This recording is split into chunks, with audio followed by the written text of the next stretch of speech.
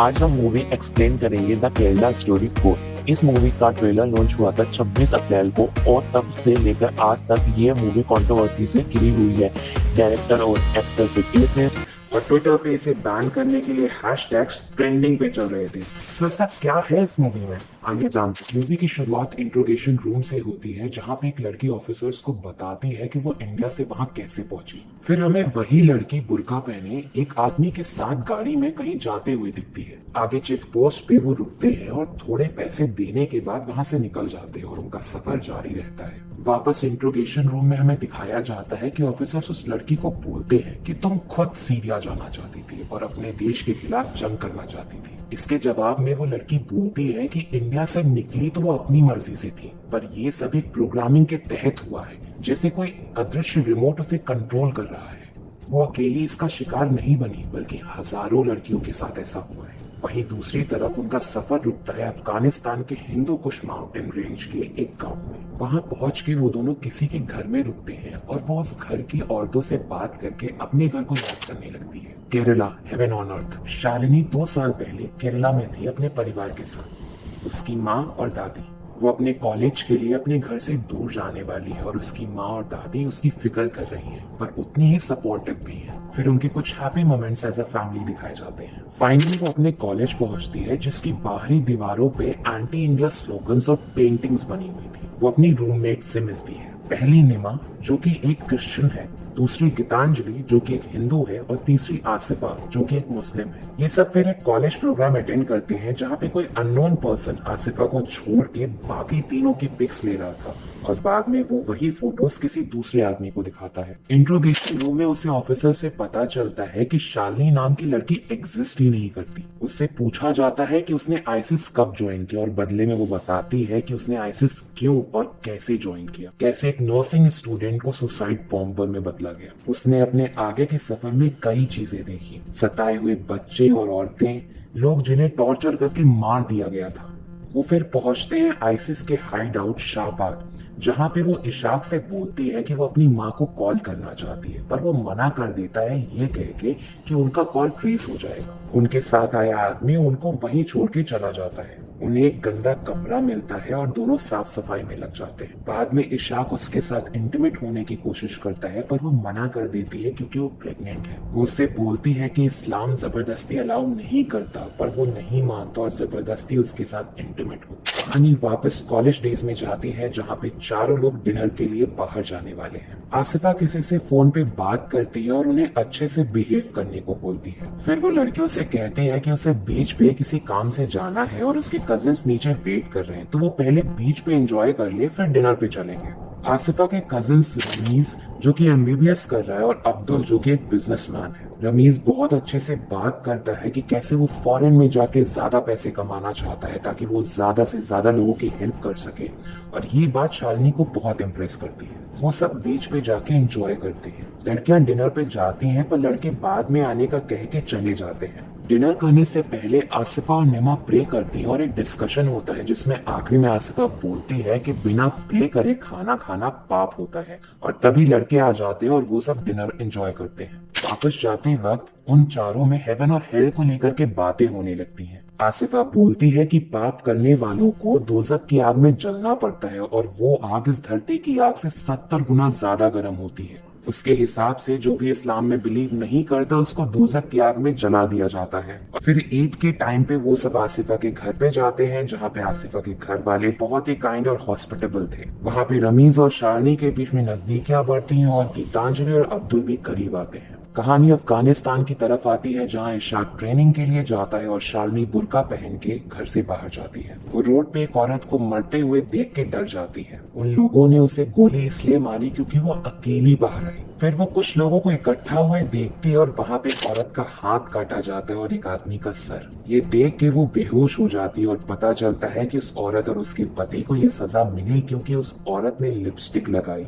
और उसके पति ने उसे ऐसा करने दिया। वो एक औरत शाजिया के साथ घर की तरफ आती है, जो कि सजा देने वाले की बीवी है, इसलिए वो अकेले घूम सकती है। कहानी वापस आसिफा पे जाती है। वो 2 आदमियों से मिलने आई थी और वहाँ रमीज, अब्दुल और 2 और आदमी थे। फिर उन्हें एक वीडियो दिखाई दिखाया जाता है जिसमें किसी तरह के ड्रग्स एम्फेटामिन के बारे में बात हो रही थी जो उन्हें भूख, प्यास और नींद से बचाएगा। फिर वहां बैठा एक आदमी उन लड़कियों को वो दवा देने को बोलता है, उन्हें आइसोलेट करके उनसे फिजिकल रिलेशंस बनाना और उन्हें प्रेग्नेंट करने को बोलता है। दूसरा आदमी उन्हें पैसे दे करके जल्दी से जल्दी काम खत्म करने को बोलता है। अगले दिन गीतांजलि, नीमा और शार्ली मॉल में जाते हैं और उनके जाते ही आसिफा फोन पे किसी को तैयार रहने को कहती है। मॉल में कुछ आदमी उन तीनों का पीछा करते हैं और एक आदमी गीतांजलि को गलत तरह से टच करता है जिसकी वजह से उन सब में झगड़ा हो जाता है। वो सारे आदमी उन तीनों को मारते हैं और सबके सामने उनके कपड़े फाड़ देते हैं, पर कोई भी उनकी हेल्प नहीं करता। आखिरी में एक बुर्का पहने औरत आके उनको ढकती है। जब वो सब अपने हॉस्टल में बैठी थी तब आसिफा बोलती है कि ये सब उनके साथ ना होता अगर वो हिजाब पहनती, क्योंकि हिजाब पहनने वाली किसी भी लड़की के साथ ऐसा कुछ नहीं होता। वो बोलती है कि गॉड के बेटे को जब सूली पे लटकाया जा रहा था तो गॉड ने क्यों नहीं बचाया,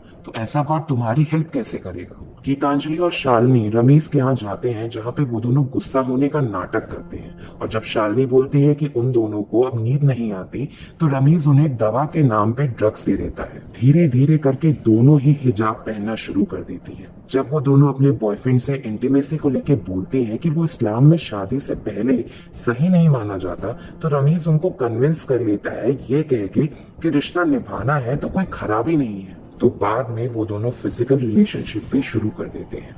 एक दिन कौन से गॉड बड़े हैं इसको लेकर डिस्कशन में शालिनी बोलती है कि भगवान शिव बड़े हैं, जिसपे आसिफा बोलती है कि वो भगवान जो अपनी वाइफ के मरने पे कॉमन मैन की तरह रोता है वो बड़ा कैसे हुआ। उसने भगवान राम को लेके बोला कि वो अपनी वाइफ को किडनैप होने से बचा नहीं पाए और उन्होंने बंदरों की मदद ली।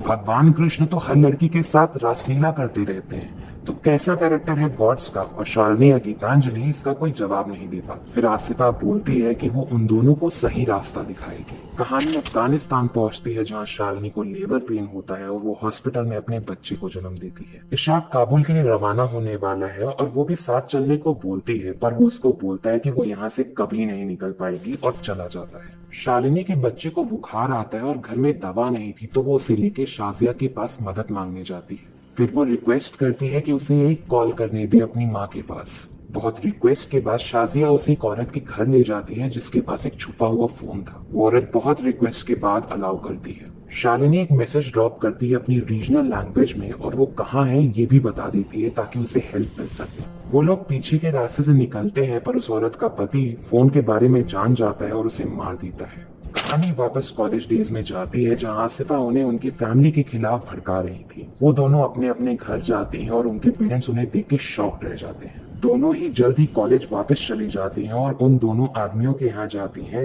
इस्लाम के बारे में लेक्चर लेने के लिए। वहाँ वो भाग्य लक्ष्मी से मिलती है जो मुस्लिम लड़के से प्यार करती है और शादी करना चाहती है, पर पेरेंट्स की मना करने पे यहाँ पे आई है और उसकी जैसी और भी लड़कियां यहाँ रहती हैं। वो बोलती है कि वो प्यार के लिए कुछ भी कर सकती है। तभी शालिनी को नौजिया फील होता है और पता चलता है कि वो प्रेग्नेंट है। रमेश शादी करने से मना कर देता है क्योंकि उसकी फैमिली हिंदू लड़की से शादी नहीं करने देगी और अगर शालिनी इस्लाम अपनाएगी तभी वो शादी करेगा। शालिनी डर जाती है पर अपने बच्चे और प्यार के लिए और आसिफा के बार बार बोलने पे रेडी हो जाती है। दूसरी तरफ अब्दुल भी बराबर गीतांजलि को सीरिया बहुत खूबसूरत है ये सब कह के सपने दिखाया करता था और उसकी पर्सनल फोटोज मांगा करता था जिसे गीतांजलि भेज भी देती थी। अफगानिस्तान में आके दो लोग शालिनी को बताते हैं कि इशाक शहीद हो गया। में गीतांजलि को पता चलता है कि उसके पिता को हार्ट अटैक आया है। जब उन्हें पता चला गीतांजलि कन्वर्ट कर चुकी है। गीतांजलि अपने पिता को देखने जाने से मना कर देती है क्योंकि वो काफिर है और अल्लाह को नहीं मानते। आसिफा उसे बताती है कि काफिर होने का गुनाह तब तक माफ नहीं होता जब तक तुम उन पे थूकती नहीं या उन्हें पत्थर से नहीं मारती। गीतांजलि आसिफा की बात मान के हॉस्पिटल में अपने पिता पे थूक आती है और उसकी माँ ये देख के रोने लगती है। अब्दुल पे अब गीतांजलि को पूरी तरह जाल में फंसाने का प्रेशर पड़ रहा था। अब्दुल गीतांजलि को कॉल करके सीरिया चलने को बोलता है ताकि वो इस्लाम का परचम साथ में बुलंद कर सके, पर गीतांजलि मना कर देती है। दोनों में बहस होती है और अब्दुल गीतांजलि को बर्बाद कर देने की धमकी देता है और बदले में गीतांजलि उसकी इम्पोर्टेंसी की बात लाती है और बोलती है कि उसे पहले ही रियलाइज हो जाना चाहिए था कि ये सब इन लोगों का एक ट्रैप है। अब्दुल को गुस्सा आता है और वो गीतांजलि की फोटोज को फैलाने की धमकी देता है। दूसरी तरफ शालिनी को ये आदमी बताता है कि रमीज अपने परिवार के साथ मालदीव्स भाग गया है और अगर उसे अपने बच्चे को जायज औलाद का दर्जा देना है तो वो इशाक नाम के आदमी से निकाह कर ले। ये सब होते हुए रमीज देख रहा था और मुस्कुरा रहा था। अपने बच्चे का सोच के शालिनी को हाँ करना पड़ता है। वहीं दूसरी तरफ गीतांजलि अपने घर वापस चली जाती है और वापस उस जगह ना जाने का बोलती है। शालिनी इशाक से निकाह कर लेती है। उसकी माँ उसे ढूंढते हुए आती है और उसको शादीशुदा देख के शॉक्ड रह जाती है, पर वो तब भी बोलती है कि वो उसको और उसकी शादी दोनों को अपनाने को तैयार है, बस उन्हें अपनी बेटी वापस चाहिए। शालिनी कोई रिस्पॉन्स नहीं करती और अंदर चली जाती है और उसकी माँ को आसिफ अब बाहर छोड़ देती है। शालिनी की माँ गीतांजलि को कॉल करती है जो उन्हें बताती है कि शालिनी प्रेग्नेंट है और वो सुन के उन्हें धक्का सा लगता है। शाम को गीतांजलि फोन में न्यूज देख रही थी जिसमें किसी लड़की की प्राइवेट पिक्स उसके ट्विटर अकाउंट और सोशल मीडिया पे भेजी गई हैं और ये अपलोड्स पाकिस्तान, अफगानिस्तान और मलेशिया से हुए थे। ये फोटोज और वीडियोस गीतांजलि के ही थे। उसे जब ये रियलाइज होता है तो वो शॉक रह जाती है। उसके घर के फोन्स बजने लगते हैं। वो अपने रूम में जाके उसी बुरके से फांसी लगा देती है। इंट्रोगेशन रूम में कहानी आगे बढ़ती है जिसमें शालिनी बताती है कि उसकी और इशाक की स्पेशल क्लासेस ली जा रही थी। उनके साथ और भी कपल्स थे पर सबको अलग अलग चीजें सिखाई जाती थी। वो उन ड्रग्स के बारे में बताते हैं जिनको खा के कोई भी इंसान कुछ भी डेंजरस करने को तैयार हो जाता है। बिना डर के वो किलिंग मशीन बन जाते हैं। उन्हें पासपोर्ट, वीजा ये सब बहुत आराम से मिल गया था। उन्हें बहुत पैसे भी मिले थे। जो डॉक्यूमेंट्स मिले थे उन्हें याद करना था और मैप्स को भी। माँ से मिलने दिया ये बोलते हुए कि कोलंबो हनीमून पे जा रही, नहीं तो अचानक से गायब हुई तो माँ पुलिस में कंप्लेन कर देगी। कोलंबो में शालिनी को निमा का कॉल आता है जो उसे बताती है कि ये सब कुछ आसिफा, रमीज और अब्दुल ने मिलके किया है। यही उन सबका धंधा है। जिस आदमी से मिलने के लिए शालिनी ने उसको कहा था, उस आदमी ने जब ये देखा कि वो नहीं मानेगी तो उसके ड्रिंक में ड्रग्स मिला के उसके साथ बेहोशी में इंटीमेट हुआ। 20 से भी ज्यादा लोग उसके साथ ये किया करते थे। गीतांजलि के सुसाइड के बारे में जानकर शालिनी शॉक्ड रह गई। कैसे अब्दुल ने गीतांजलि और उसके परिवार को बर्बाद कर दिया। शालिनी बाद में कॉल करने का बोल के फोन कट कर देती है। उसके अंदर अल्लाह के गुस्से को लेके इतना डर बैठ गया था कि उसने कुछ ना करने का सोचा। निमा लव जिहाद जैसे और केसेस के बारे में इंफॉर्मेशन इकट्ठा करने लगी। वो गीतांजलि के पेरेंट्स और शालिनी की माँ के साथ पुलिस के बड़े ऑफिशियल से मिलती और कुछ एक्शन लेने की गुहार लगाती है। वो फोर्स्ड कन्वर्जन्स के कुछ आंकड़े भी देती है। ऑफिसर बोलते हैं कि वो इन्वेस्टिगेशन करेंगे पर कानून को सबूत चाहिए। निमा बोलती है कि वो सबूत भी लाएगी क्योंकि उसे जस्टिस चाहिए। शालिनी और उसके बच्चे को शाजिया के पास से 2 लोग ले जाते हैं। वो उसके बच्चे को उससे छीन लेते हैं और बंदी बनाई औरतों के बीच में उसे डाल देते हैं। वहाँ उसे भाग्य लक्ष्मी मिलती है जो उसे बताती है कि यहाँ जिसका भी पति मर जाता है वो औरत इन आदमियों की हवस का शिकार बनती है। या तो अपने शरीर से बॉम्ब लगा के मर जाओ या अपनी आत्मा को रोज मरवाओ। एक आदमी आके शालिनी को ले जाता है और फिर कई आदमी उसके साथ जबरदस्ती करते हैं। वो अंदर से पूरी तरह से टूट जाती है। उन औरतों को दूसरी जगह ले जाके बंद किया जाता है। शालिनी अपनी मैप की नॉलेज की मदद से रियलाइज करती है कि वो लोग इरबिल जा रहे हैं जो कि सीरिया और टर्की के बॉर्डर के नजदीक है और वो यूएस और यूएन के फोर्सेस के अंडर में है। शालिनी, भागी लक्ष्मी और एक और औरत वहां से बहुत बच के भाग निकलती है। काफी देर बाद वो रेगिस्तान की तरफ पहुंचती है और वो आदमी भी उनके पीछे ही आ रहे थे। तीसरी औरत को गोली लग जाती है और थोड़ी देर में भाग्य लक्ष्मी को भी गोली लग जाती है। शालिनी किसी तरह बच जाती है। वो आदमी गुस्से में वापस चले जाते हैं। शालिनी बेहोश हो जाती है और 17 घंटे बाद एक ड्रोन उसे स्पॉट कर लेता है। शालिनी बोलती है कि उसने अब सब बता दिया है और अगर वो लोग उसे इंडिया ले जाएंगे तो वो सबको एक्सपोज भी कर देगी। ऑफिसर्स बोलते हैं कि वो उसकी हेल्प नहीं कर पाएंगी क्योंकि उनके पास उसके फेवर में कोई सबूत नहीं है, पर वो यहाँ के प्रिजन फैसिलिटी में सुकून से रह सकती है क्योंकि उसने उन लोगों को काफी इन्फॉर्मेशन दी है। वो अपनी माँ को कॉल करती है और बोलती है कि वो वापस आने की पूरी कोशिश कर रही है। फिर वो प्रिजन फैसिलिटी में चली जाती है और वहां वो फाइनली अपना बुर्का जलते हुए देखती है क्योंकि अब वो फातिमा नहीं शालिनी है, एक हिंदू केरला से। आई होप आपको एक्सप्लेनेशन पसंद आया होगा। एक छोटा सा डिस्क्लेमर है कि मूवी के एक्सप्लेनेशन में जो भी बताया गया है वो मूवी पे ही बेस्ड है।